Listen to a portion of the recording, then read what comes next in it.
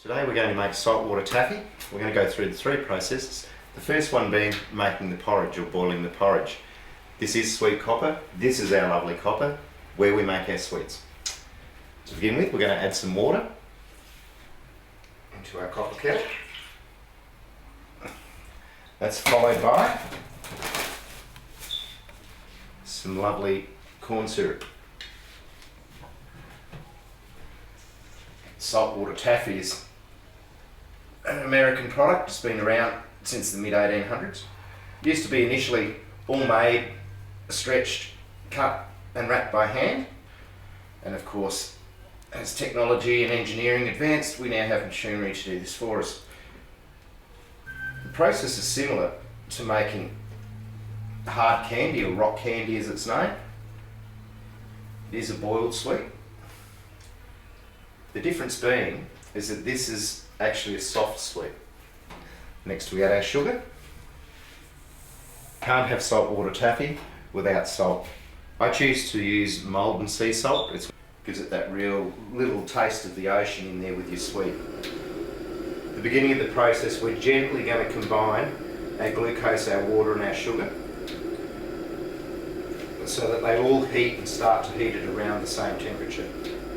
Now that we have our porridge in our kettle, we're just going to leave that to sit and slowly simmer away. We're going to bring it up to around 247 to 252 degrees Fahrenheit, depending on your ambient outside temperature. Winter, summer, autumn, spring. We tend to cook the candy to a different temperature, making it harder or softer for winter. Humidity is also very, very important in the production of this sweet. Of course, if you've got a lot of humidity in the air, you have water, and water and sugar just equals sticky. And we don't want the product to be sticky. So we'll let that boil away now. We're getting close to the 230 degree Fahrenheit mark. When we get to about 240, I think today probably 250 might be a good temperature given it's 37 degrees in Canberra today. Okay, we're at a very critical part of the process here. We need to check our temperature. We need to make sure that it's exactly within the range we want. 2 degrees higher or 2 degrees lower, in fact, will render the product unsuitable for our purposes. So it's always a time not to answer the phone, not to run off.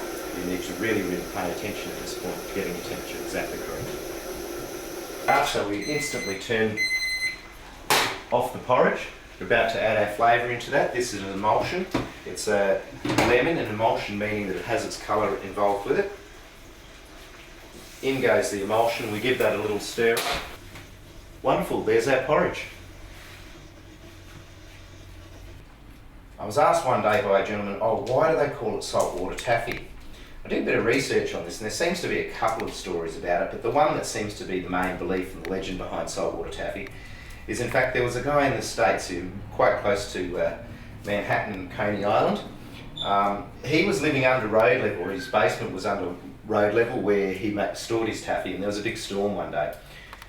And the event of that storm created water coming in over the road and down into his warehouse. There were a couple of young kids running around and they bought some taffy off him and said, "Hey mister, this taffy really tastes salty." And he thought, wow, how can I get away with this, because I really still need to sell this taffy. And he said, yeah, that's because it's saltwater taffy. And since then the name seems to have stuck, and so therefore we call it saltwater taffy. That's looking just fantastic.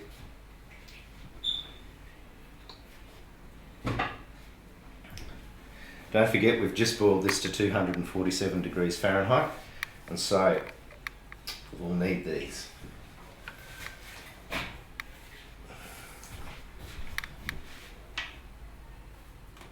Into the cooling pan. So we'll leave this candy now to cool until it's approximately 45 degrees, and then we'll put it through our stretch machine.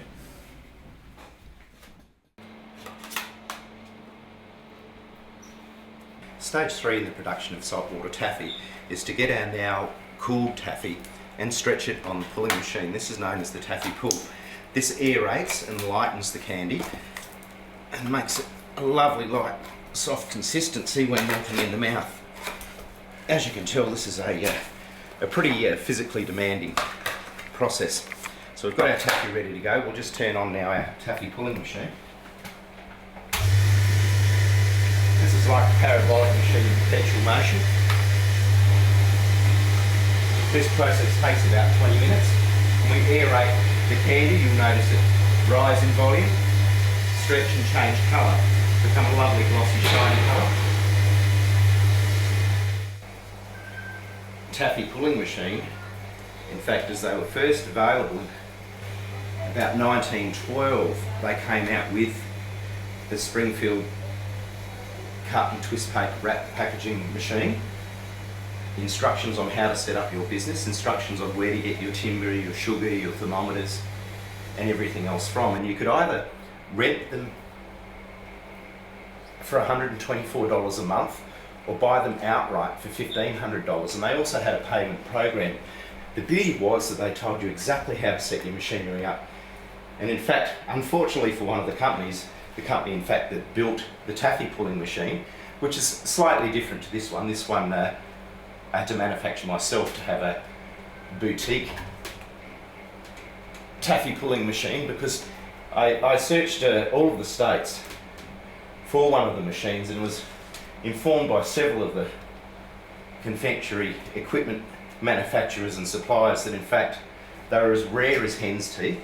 There was a list of 100 people waiting to get one of these machines, and the fact was that they were lucky if they had one come through their houses in a year.